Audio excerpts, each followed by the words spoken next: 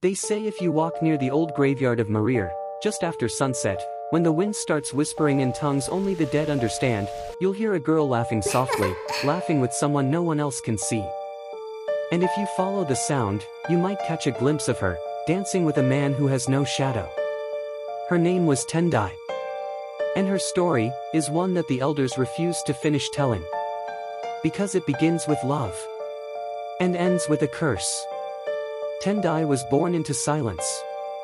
Her mother, Lucia, was a woman wrapped in shadows. She never spoke of Tendai's father. Never whispered his name, never let the question cross her lips. But from the moment Tendai could understand the weight of silence, she knew she was different. There was a sadness in the way the village elders looked at her. Their eyes flickered like firelight, warm but distant, afraid and full of regret. Who was my father? Tendai once asked her mother, the words trembling like a leaf in a storm. Lucia's face went pale. Her hands clenched the thin cloth she was weaving. Some things are better left forgotten, she said, voice brittle. But Tendai's heart was a fierce thing. It refused to rest in silence.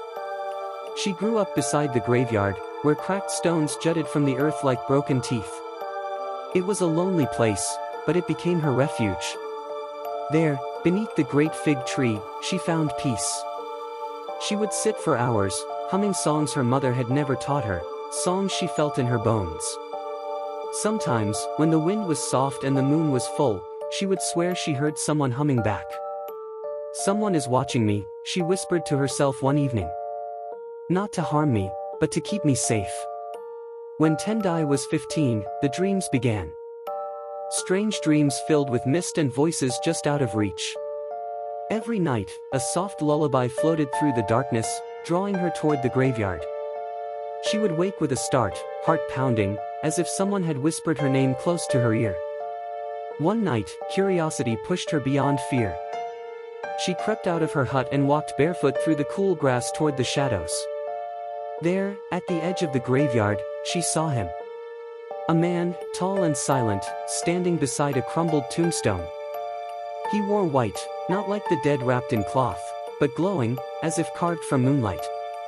His eyes were deep pools of sorrow, and when he looked at her, Tendai felt her own soul stir. She opened her mouth to speak, but the words froze.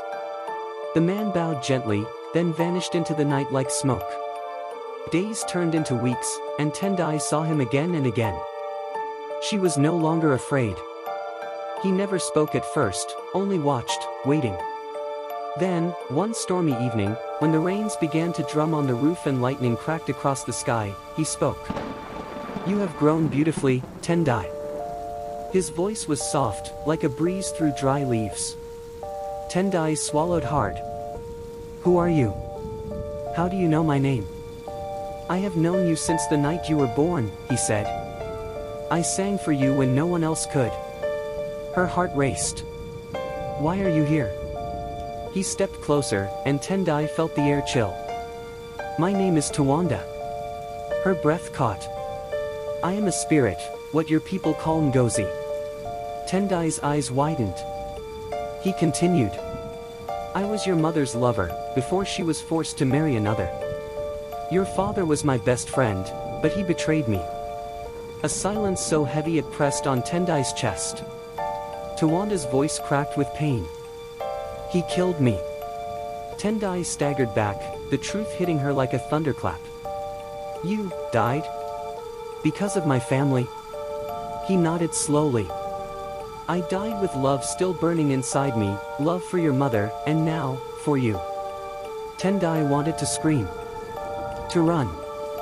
But the spirit's sadness wrapped around her like a shroud. She found herself whispering, why do you haunt me? Why me? Because you carry her spirit. Because you are all that remains of the love I lost. The nights became darker. Tendai's world grew smaller. She would sneak away from her mother's worried gaze, meeting Tawanda under the fig tree. They would talk for hours, about life, love, and dreams stolen by death. He told her stories of their past lives, of laughter and heartbreak. She told him her fears and hopes. For the first time, she felt understood. But with every whispered promise, a shadow grew heavier in her chest. Her mother noticed the change. Lucia's eyes, once soft with love, hardened with fear. One night, she followed Tendai, heart pounding. She saw what no mother should see, her daughter dancing with a glowing figure, spinning beneath the moonlight. Lucia screamed, the sound ripping through the night. Tawanda vanished like mist.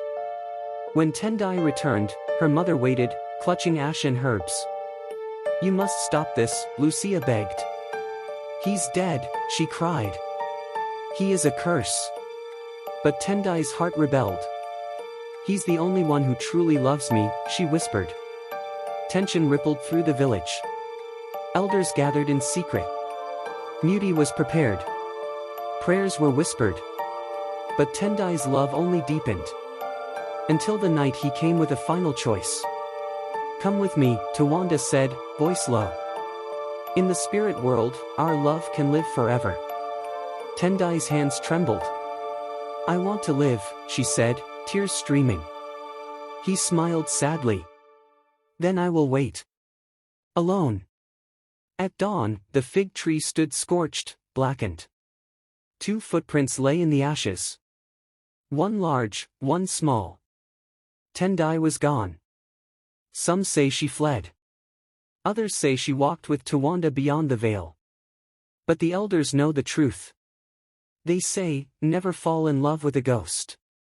Because when love dies unfinished, it becomes a curse. And waits in the shadows. Hungry for a new soul.